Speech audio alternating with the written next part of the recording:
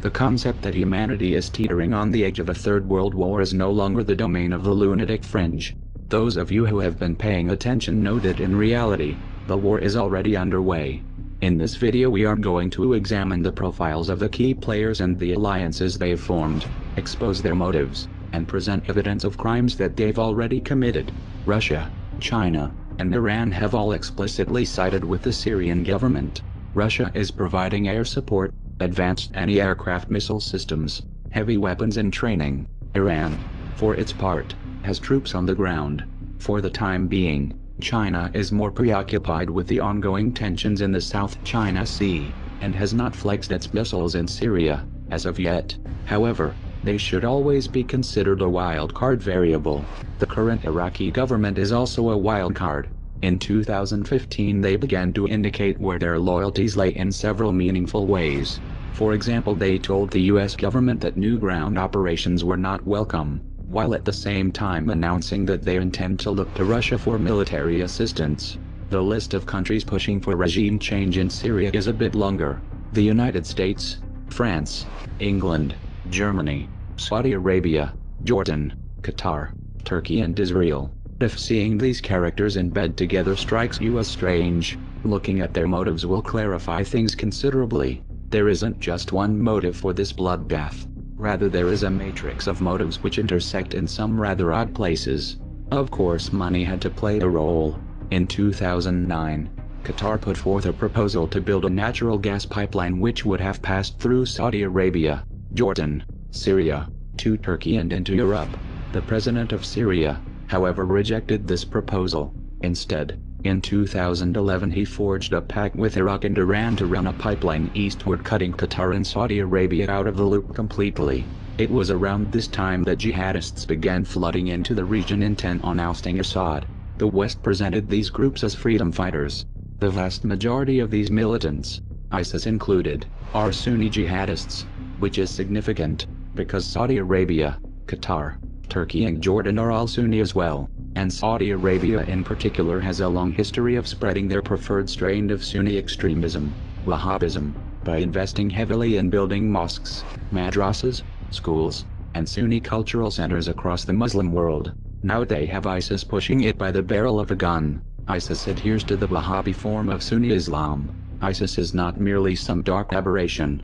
Wahhabism as a philosophy calls for its adherents to take the reins of power by force, and to impose Sharia law. Wahhabism also encourages its followers to persecute Shia Muslims, which they consider apostates. And of course apostasy is punishable by death. Iran is Shia. The current government in Iraq is Shia, and has strong ties with Iran. The pipeline deal which Assad accepted would strengthen this Shia bloc, and its regional influence. The Sunnis don't like this. In fact, they've even coined a term to describe it, the Shia crescent. Israel also doesn't like this Shia crescent at all, and they have decided to work with the Sunnis to form a parallel bloc to counterbalance Iran's influence. That's why Israel has launched numerous airstrikes against the Syrian government over the years, and has provided medical care, logistical support and safe passage to known jihadists. In 2013, Israel's ambassador to the US, Michael Oren, told the Jerusalem Post that the initial message about the Syrian issue was that we always wanted Bashar Assad to go. We always preferred the bad guys who were not backed by Iran, compared to the bad guys who were backed by Iran. He said, this was the case. He said, even if the other bad guys were affiliated to Al-Qaeda. Let that sink in for a moment. Now at this point, if you were to ask any of these governments directly why they are arming and funding jihadists in Syria, they would claim that they are only supporting the moderate rebels, specifically the FSA. However, FSA commanders have gone on record to say that they cooperate with, and conduct joint operations with al-Nusra, Al-Qaeda's official branch in Syria, and ISIS and al-Nusra have officially formed alliances. And it is well established that the FSA command has been dominated by Islamic extremists for years. Furthermore, a think tank that was founded by Tony Blair, released a report in 2015 which concluded that it was pointless to attempt to make a distinction between moderate rebels and jihadists, since the majority of these groups share ISIS's core belief system, and would impose Sharia law if they came into power. In this context, The support being given to these groups can only be interpreted as material support for terrorism, which is a crime. Now the US government has been arming, funding and training these extremists both covertly and overtly since 2011. However, this support would have been impossible without the assistance of the regional members of the anti-Assad axis. For years, Jordan has allowed the CIA to run training camps for militant groups and has granted those militants safe passage into Syria. Qatar has also provided training grounds. In 2014, PBS visited one of these training camps and interviewed some of the trainees.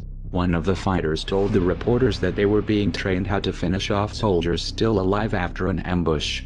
Finishing off wounded soldiers is a clear violation of the Geneva Conventions. It's a war crime. This is a hallmark of a terrorist organization, not moderate freedom fighters. Turkey has been the primary route for material and personnel headed in and out of jihadist territory for many years. A blatant example of this was 400 tons of weapons that were looted from Gaddafi's armories, shipped to Turkey and then moved into Syria in 2012. At this stage they weren't even trying to hide it, even though it was already clear that jihadists were receiving the lion's share of the weapons. Jordan, Saudi Arabia and Qatar also have assisted in the transfer of heavy weapons directly to al-Nusra by flying hundreds of cargo flights into Syria. And then there's the infamous Toyota trucks which ISIS drives. US counterterrorism officials made a show of investigating where they were getting these trucks, but it would have been much simpler if they had just called up the US State Department. According to the Prive, the US State Department has been supplying Toyota Hiluxes, the exact model being used by ISIS, to the FSA for years. Specific equipment like the Toyota Hiluxes are what we refer to as force enablers for the moderate opposition forces on the ground. He adds, Shabander says the US supplied pickups will be delivering troops and supplies into battle. Some of the fleet will even become battlefield weapons. You can absolutely expect for many of those trucks to be mounted with crew-serve machine guns or other type of equipment, military equipment, that the opposition forces have access to. I mean, that's one of the reasons why the Toyota Hilux is such an important force multiplier, because it could be used both for humanitarian purposes and for operational purposes as well. Knowing the real chain of alliances between these groups, it makes perfect sense that ISIS would end up behind the wheel. And let's not forget about the oil. At this stage ISIS has reached a point where it no longer needs direct sponsorship. The organization earns an estimated $1 million to $2 million a day through oil sales. The US was aware of this but did nothing to stop it. They didn't even condemn the country which was facilitating the sale of this oil. Russia, on the other hand, began targeting oil convoys headed into Turkey in November of 2015. Shortly thereafter, Turkey shot down a Russian Su-24 that supposedly violated Turkish airspace for 17 seconds. In response, Russia released satellite evidence that they claimed shows how Turkey is smuggling oil from ISIS. The US government dismissed this evidence, but didn't counter it with any evidence of their own. So where is the oil going? We're supposed to just put that little detail out of our minds. They knew, but they did nothing. Why? Right. And I suppose we didn't call out Turkey for buying the oil because we didn't want to hurt Erdogan's feelings. Clearly it is not in the interest of the anti-Assad axis to eliminate ISIS. The United States and France are keen to make a show of airstrikes and special forces. But what they really want is the ability to operate in Syria militarily. This is the only way they'll have any chance of influencing the outcome. Trouble is, Russia is dug in.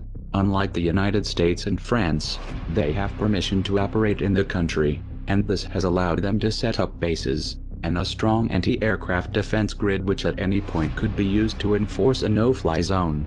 Washington is in a weak position. It can't really win from this angle, so they'll have to find a way to put Russia off balance and retake the momentum. It's important to remember the real stakes in this conflict. The West is in a state of decline.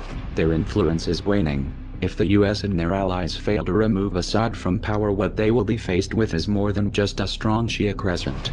If they fail, they risk being edged out of the entire region, and replaced by Russia. This would give Russia an enormous amount of leverage in global energy markets, and this of course has serious implications for the petrodollar. For Washington this is an unacceptable outcome, so expect the unexpected. Russia's hacked into a lot of things. China's hacked into a lot of things. Russia even hacked into the Democratic National Committee. maybe even some state election systems. So we've got to step up our game, make sure we are well defended and able to take the fight to those who go after us.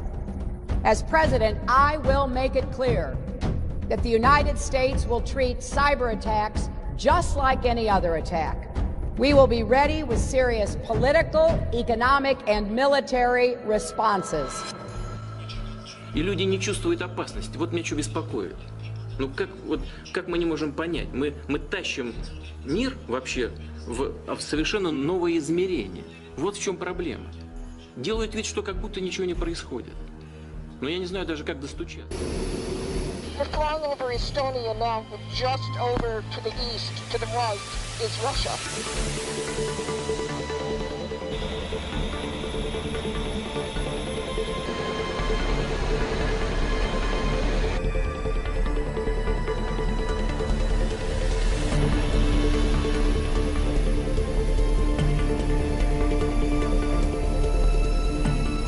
We need to be ready. We should not be afraid. Ready for? Ready for opportunistic behavior of Putin's Russia.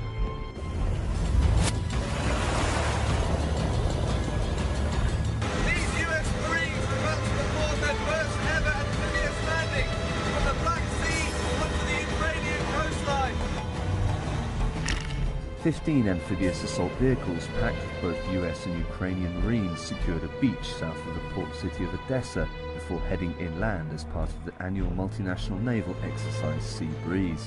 This year the US Navy deployed 2 ships, the USS Ross, a guided missile destroyer, and this ship, the USS Whidbey Island, which acted as a launching pad for the amphibious operation. The Black Sea is bounded by 6 countries linking southeastern Europe and western Asia. Since the Russian annexation of Crimea in 2014, the security situation here has been very tense at times.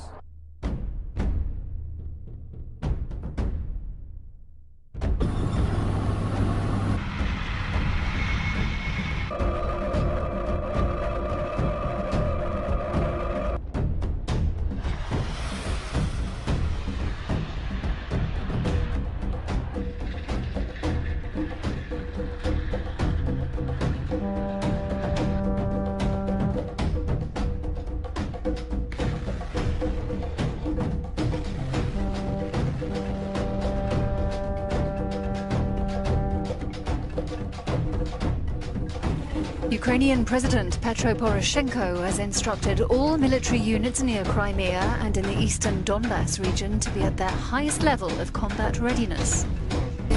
We need to be ready. We should not be afraid. Ready for? Ready for opportunistic behavior of Putin's Russia.